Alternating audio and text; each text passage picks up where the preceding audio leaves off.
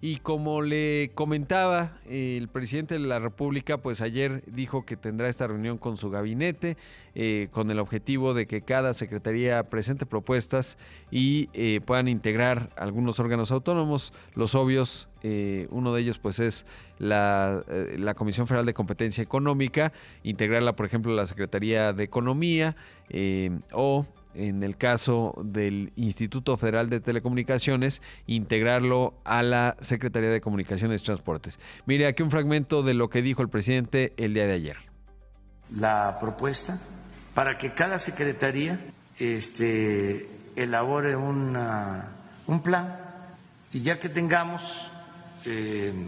todo, podamos presentar las reformas legales y que haya debate, como fue con los fideicomisos.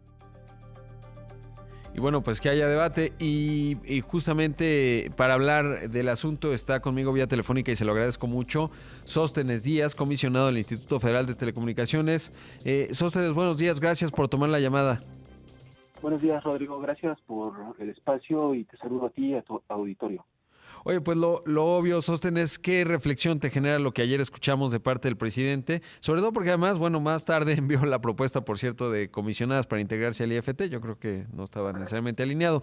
Pero, ¿cuál es tu reflexión como comisionado de este importante instituto? Mi reflexión es que recordemos que el arreglo institucional que se está proponiendo ya lo tuvimos en México en años pasados. Uh-huh. Si recordamos, el Instituto Federal de Telecomunicaciones es fruto de la reforma constitucional de 2013, que a su vez fue precedida por la revisión que llevó a cabo la Organización para la Cooperación y Desarrollo Económico del estado del sector de telecomunicaciones que existía en ese entonces, alrededor de entre 2000, digamos, y 2010. En este sector, si recuerdas, la COFETEL era el órgano regulador que a su vez dependía de la Secretaría de Comunicaciones y Transportes.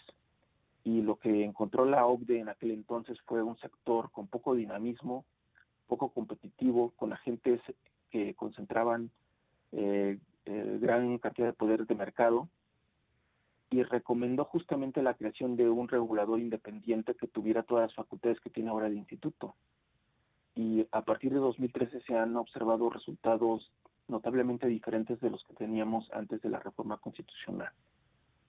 Entonces es un arreglo institucional que ya lo hemos vivido y que desde mi punto de vista no entregó los resultados necesarios para el país. Claro, y esto que mencionas es bien importante. Recuerdo justamente a la COFETEL, que era el antecesor del IFT, cuando dependía, justamente estaba bajo el paraguas de la Secretaría de Comunicaciones y Transportes, y si bien pues siempre tenía un papel valioso, alguno de sus comisionados, no es un asunto sencillo, por supuesto, el que le toca mediar al IFT, son jugadores enormes en televisión, en telecomunicaciones, en etcétera. Y pues sí, era una realidad muy distinta. Y si vemos, por ejemplo, hoy lo comentaba más temprano, si vemos cómo han evolucionado los precios de las telecomunicaciones en México, o justamente el que hoy haya una oferta de televisión abierta más potente, ahí está Imagen Televisión, en un proceso transparente, etcétera, pues hay muchos beneficios, ya no digamos de cara a una visión regulatoria de la OCDE, etcétera, sino lo importante de cara al consumidor y lo que experimentamos de manera cotidiana. Así es muy importante lo que mencionas. Cuando se creó el instituto se le dieron también todas estas herramientas que no tenía la COFETEL anteriormente, lo que ha permitido que las decisiones regulatorias que se han tomado se traduzcan en beneficios al consumidor final. Por ejemplo, una disminución en los precios del 43.9%, un incremento notable en los accesos de Internet, tanto de banda ancha fija como de banda ancha móvil. Por darte un dato, en 2013 teníamos 27.4 millones de líneas de banda ancha móvil y a finales de 2019, a principios de 2020, teníamos 97.4 millones de líneas. ¿Esto cómo se logró? Pues justamente a través de promover la competencia, que trajo una reducción de precios, y la reducción de precios hizo más asequibles los servicios, y ahora más mexicanos pueden contar con servicios de telecomunicaciones. Como bien mencionas, se llevó a cabo también la transición a la televisión digital, lo cual benefició tanto en el sector de televisión, porque podemos tener mayores canales, mayor número de canales, pero liberó los 90 MHz de la banda de 700 que es la que ahora tiene la red compartida y con la cual se está apoyando el programa de cobertura universal de la presente administración. Entonces, son muchas decisiones regulatorias que se han tomado, muy complejas todas ellas, y que han permitido que en el sector se promueva una mayor competencia, tanto en el sector de telecomunicaciones como en el de radiodifusión. Ahora, otra de las críticas que menciona el presidente, bueno, estaba viendo el presupuesto del IFT para 2021, se contemplan 1.510 millones de pesos, que pues suena mucho dinero, evidentemente, si uno no toma en cuenta el conjunto de lo que se gasta México en tantas cosas, digamos, en el propio presupuesto, en muchas secretarías, etcétera, y sobre todo veía que de servicios personales, es decir, de lo que dijo él que no se tocaría, son 939 millones de pesos, luego vienen servicios generales, 521 millones de pesos, y teóricamente en esos márgenes habría ahorros que puede sonar a mucho dinero, pero que en realidad no sería tanto. Pero preguntarte algo que señalaba el presidente y que era uno de los ejes de su molestia, y es el tema de los salarios, sobre todo de pues los puestos más altos.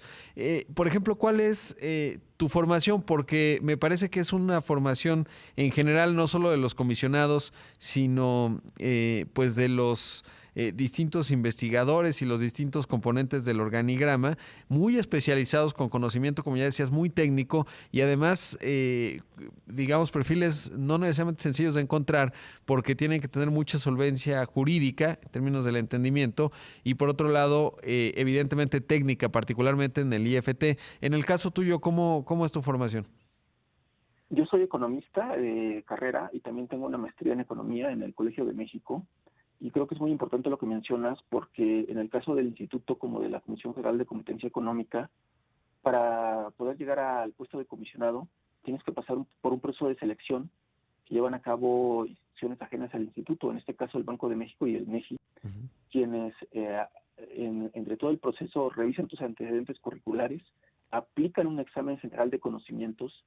Después de aplicar ese examen de conocimientos, seleccionan a los candidatos van al presidente de la República, el presidente de la República elige a un candidato, lo manda al Senado y todavía tienes que pasar por una revisión en el Senado. Entonces es un proceso bastante complejo para poder llegar a ser comisionado.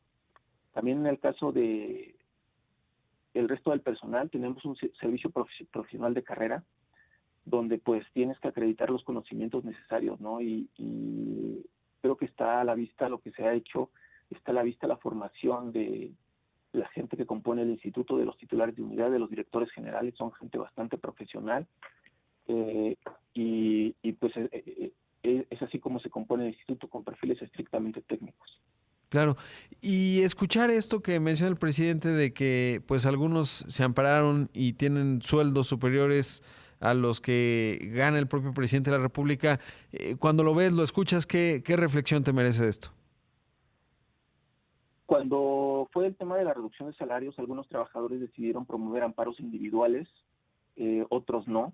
En mi caso yo no promoví un amparo individual. Lo que sí fue que cuando se dio la reducción al presupuesto del instituto, pues nosotros consideramos que iba a afectar a las labores esenciales del mismo. Es decir, no solamente es importante pagar salarios, sino tener los recursos necesarios para llevar a cabo todo el resto de estudios que nos permiten regular el sector. Por ejemplo, necesitamos elaborar modelos de costos, necesitamos tener bases de datos, entre otras cosas, con lo cual consideramos que esa reducción del presupuesto afectaba esas labores esenciales del instituto y promovimos un amparo como institución. Ese amparo yo lo voté a favor y creo que estamos actuando en consecuencia de defender lo que son las labores esenciales que le corresponden a la institución. Sin duda. Sostras, por último, preguntarte brevemente, porque me queda poco tiempo, pero ¿cuáles son los, digamos, recursos jurídicos que tiene el IFT, entendiendo además que no sería sencillo necesariamente, aunque lo aprobara la Cámara de Diputados, tiene que ir al Senado y luego a los congresos locales, tengo entendido?